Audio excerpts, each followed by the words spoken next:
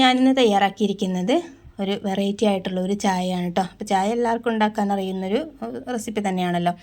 അപ്പം വ്യത്യസ്തമായിട്ട് മസാല ചായ ഇതുവരെ തയ്യാറാക്കി നോക്കാത്തവരും തയ്യാറാക്കിയിട്ട് കറക്റ്റായിട്ട് ഫ്ലേവറായി കിട്ടിയിട്ടില്ലാത്തവരൊക്കെ വീഡിയോ സ്കിപ്പ് ചെയ്യാതെ മൊത്തത്തിൽ കണ്ടു നോക്കൂ കേട്ടോ. അപ്പോൾ കറക്റ്റായിട്ട് നല്ല ടേസ്റ്റി ആയിട്ടുള്ള മസാല ചായ എങ്ങനെ തയ്യാറാക്കാമെന്നുള്ളത് നമുക്ക് നോക്കാം. അപ്പോൾ ഞാൻ അതിന് വേണ്ടിയിട്ട് 1.5 കപ്പ് വെള്ളം എടുത്തിട്ടുണ്ട്. വെള്ളം ഒന്ന് ചൂടാക്കി എടുക്കണം, തിളപ്പിച്ചെടുക്കണം കേട്ടോ. അതിലേക്ക് നമ്മൾ മസാലകളാണ് ഇട്ട് കൊടുക്കുന്നത്. മസാലകൾ എന്ന് പറയുമ്പം ഒരു 2 ഏലക്കായയും ഒരു ചെറിയൊരു കഷ്ണം പട്ടയും ഒരു 3-4 ഗ്രാമ്പു ഒരുപാട് കൂടുതലായി പോകണ്ട. ഇതൊരു ചെറിയതായതുകൊണ്ടാണ് കേട്ടോ ഒരു 4 ഞാൻ എടുത്തിട്ടുള്ളത്. വലിയ സൈസിലാണെങ്കിൽ 2 മാത്രം മതി. ഇനി അതൊന്ന് തിളച്ച് കിട്ടണം. ഇനി അതിലേക്ക് വേറെ ഇൻഗ്രീഡിയൻ്റ് എന്ന് പറഞ്ഞാൽ ഒരു 3-4 കുരുമുളക് മാത്രം ചേർത്ത് കൊടുക്കുന്നുണ്ട്. അപ്പോൾ കുരുമുളക് ഒന്നും ചതച്ച് കൊടുക്കേണ്ട കാര്യമില്ല കേട്ടോ, മൊത്തത്തിലായിട്ട് അങ്ങനെ ഇട്ട് കൊടുക്കണം. അപ്പോൾ കറക്റ്റായിട്ട് ടേസ്റ്റും കാര്യങ്ങളും കിട്ടിക്കോളും. അപ്പോൾ ചതച്ച് കൊടുക്കുകയാണെങ്കിൽ ഒരുപാട് ഫ്ലേവർ കൂടി പോകും കേട്ടോ. അപ്പോൾ അതൊന്ന് ഒഴിവാക്കാൻ വേണ്ടിയിട്ടാണ്. അപ്പോൾ ഇതുപോലെ ഈ ഒരു അളവിന് തയ്യാറാക്കിയിട്ട് നിങ്ങൾക്ക് ഫ്ലേവർ കുറവുണ്ട് തോന്നുകയാണെങ്കിൽ പിന്നീട് ഉണ്ടാക്കുന്ന പ്രാവശ്യം ഫ്ലേവർ ഏതിൻ്റെ ഫ്ലേവറാണ് കൂടുതൽ നിങ്ങൾക്ക് ഇഷ്ടം നോക്കിയിട്ട് അത് ചേർത്ത് കൊടുത്താൽ മതി കേട്ടോ.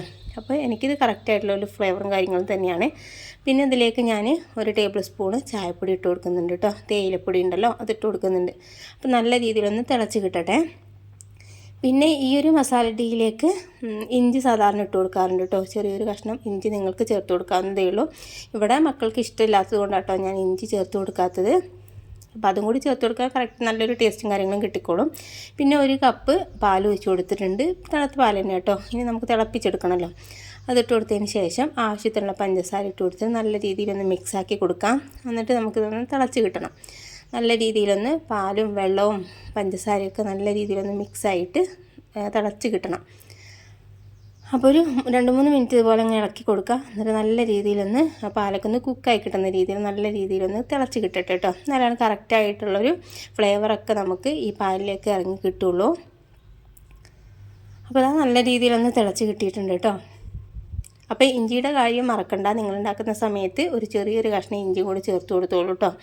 അപ്പോൾ ഒന്നുകൂടി ഇങ്ങനെ ടേസ്റ്റ് കൂടുതലുണ്ടാവും. അപ്പോൾ ഇഞ്ചീൻ്റെ ഫ്ലേവറൊക്കെ ഇഷ്ടമുള്ളവർക്ക് ചേർത്ത് കൊടുക്കാവുന്നതേ ഉള്ളൂ. എന്നിട്ടിപ്പോൾ നല്ല രീതിയിലൊന്ന് മിക്സാക്കി എടുത്തിട്ടുണ്ട്. ഒരു 3-4 പ്രാവശ്യം തിളച്ച് പൊന്തി വന്നതിന് ശേഷം ലോ ഫ്ലെയിമിൽ വെക്കുക. എന്നിട്ട് പിന്നെ ഒന്ന് തിളപ്പിക്കുക കേട്ടോ. അതുപോലെ അങ്ങ് ഒരു 3-4 പ്രാവശ്യം തിളച്ച് കിട്ടുകയാണെങ്കിൽ കറക്റ്റായിട്ടൊരു ഫ്ലേവറും കാര്യങ്ങളും കിട്ടിക്കോളും. അപ്പോൾ മധുരമൊക്കെ നിങ്ങൾക്ക് ആവശ്യത്തിനനുസരിച്ച് കൂട്ടും കുറക്കുകയൊക്കെ ചെയ്യാം കേട്ടോ. ഇപ്പോൾ നല്ല രീതിയിലൊന്ന് തിളച്ച് കിട്ടിയിട്ടുണ്ട്. ഇപ്പോൾ ഞാൻ ഫ്ലെയിം ഒന്ന് ഓഫ് ചെയ്യുന്നുണ്ട് കേട്ടോ. ഇനി നമുക്ക് സാധാരണ ചായയൊക്കെ അരിച്ചെടുത്തിട്ട് സെർവ് ചെയ്യുമല്ലോ, അതുപോലെ തന്നെ സെർവ് ചെയ്യാവുന്നതേ ഉള്ളൂ. അപ്പോൾ ഇങ്ങനെ ഗ്ലാസ്സിലേക്ക് ഒഴിച്ചു കൊടുക്കുന്നതിന് മുമ്പ് നമ്മൾ നല്ല രീതിയിലൊന്ന് പതപ്പിച്ചെടുക്കണം. നമ്മൾ ഹോട്ടലിൽ നിന്നൊക്കെ വാങ്ങുന്ന ചായക്കുണ്ട് നല്ല പദം ഉണ്ടാവുമല്ലോ. അപ്പോൾ ചായക്ക് ടേസ്റ്റ് കൂടുന്നത് എന്ന് പറഞ്ഞാൽ അങ്ങനെ പതപ്പിച്ചെടുക്കുമ്പോഴാണ് കേട്ടോ. അപ്പോൾ നല്ല രീതിയിലൊന്ന് പതപ്പിച്ചെടുക്കുക. അതിനുശേഷം അരിച്ചെടുത്തതാണിത്. അപ്പോൾ ടേസ്റ്റി ആയിട്ടുള്ളൊരു മസാല ചായ തന്നെയാണിത്. അപ്പോൾ ഇങ്ങനെ മസാല ചായ തയ്യാറാക്കി നോക്കാത്തവരെന്തായാലും ഒന്ന് ട്രൈ ചെയ്ത് നോക്കൂ കേട്ടോ. ട്രൈ ചെയ്ത് നോക്കിയിട്ട് ഫീഡ്ബാക്ക് അറിയിക്കാനും മറക്കരുത്. അപ്പോൾ നിങ്ങൾക്ക് വീഡിയോ ഇഷ്ടപ്പെട്ടിട്ടുണ്ടെന്നുണ്ടെങ്കിൽ ലൈക്ക് ചെയ്യാനും ഫാമിലി ഫ്രണ്ട്സിനൊക്കെ ഒന്ന് ഷെയർ ചെയ്യാനും മറക്കരുത് കേട്ടോ. സബ്സ്ക്രൈബ് ചെയ്യാതെ കാണുന്നവരാണെങ്കിൽ ഒന്ന് സബ്സ്ക്രൈബ് ചെയ്ത് സപ്പോർട്ട് ചെയ്യുകയും ചെയ്യണേ.